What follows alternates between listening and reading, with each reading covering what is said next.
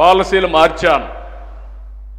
ఇద్దరు పిల్లల కంటే ఎక్కువ ఉంటే స్థానిక సంస్థల్లో పోటీ చేయడానికి వీల్లేదని పెట్టిన పాలసీ మార్చి రాబోయే రోజుల్లో అవసరమైతే ఇద్దరు కంటే తక్కువ మంది పిల్లలుంటే వాళ్ళు పోటీ చేయడానికి అర్హత లేదని ప్రజాభిప్రాయ ప్రకారం పెట్టే పరిస్థితి వస్తుంది.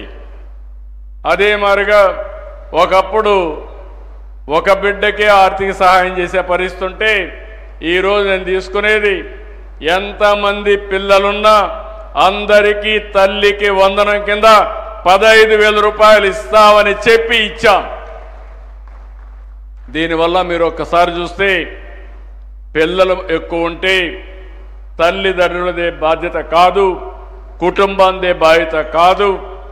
భవిష్యత్తు కోసం ప్రభుత్వం కూడా కలిసి పనిచేస్తాం, ఎక్స్పెండిచర్లో కూడా షేరింగ్ చేస్తాం. ఆ పిల్లల్ని అన్ని విధాలు ఆదుకునే బాధ్యత తీసుకొస్తామని చెప్పి కూడా నేను మీకు తెలియజేస్తున్నా. అందుకే ఈరోజు మనందరి ఆలోచన ఒకటే ఉండాలి. మనం 1.7 ఫెర్టిలిటీ రేట్ 1.7 ఎట్లా రీచ్ కావాలి? 2.1 2.1కి ఏ విధంగా రీచ్ అవుతాం? అయితే మనం గమ్మునుంటే 1.71 అయిపోతుంది. ఆ తర్వాత ఇది 0.5 అయినా ఆశ్చర్యం లేదు.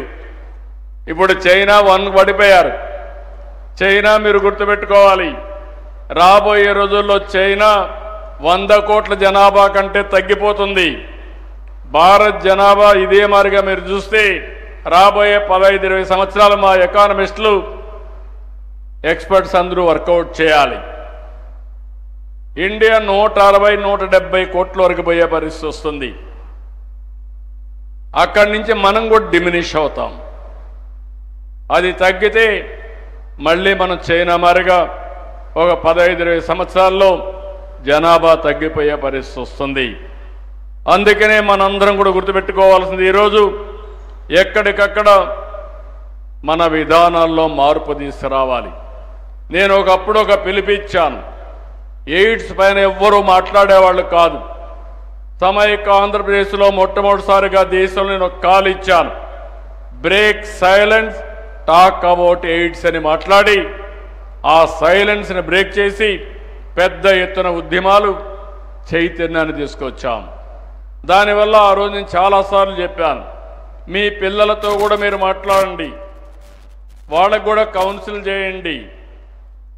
ఈరోజు మనమందరం కూడా ఎయిడ్స్ అంటే అదొక భూతంగానో మనం మాట్లాడితే కరెక్ట్ కాదని సీక్రెసీ మెయింటైన్ చేస్తే సమాజమే ప్రమాదంలో పడుతుంది. కాబట్టి మాట్లాడాలని అసెంబ్లీలో మాట్లాడి అనేక సార్లు పెద్ద ఎత్తున చర్చ చేస్తే ఎయిడ్స్ని నియంత్రణ చేయగలిగాం. ఈరోజు నేను ఆలోచించేది ఒకటి, ఈరోజు సౌత్ ఇండియాలో పెద్ద చర్చ జరుగుతూ ఉంది. రేపు రాబోయే రోజుల్లో పార్లమెంట్ సీట్లు పెరుగుతాయి, ఇక్కడ జనాభా తగ్గిపోయింది, దానివల్ల మా సీట్లు కూడా తగ్గిపోతాయి, రిలవెన్సే కోల్పోతామని.